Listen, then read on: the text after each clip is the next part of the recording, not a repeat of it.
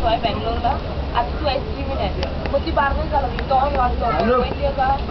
केला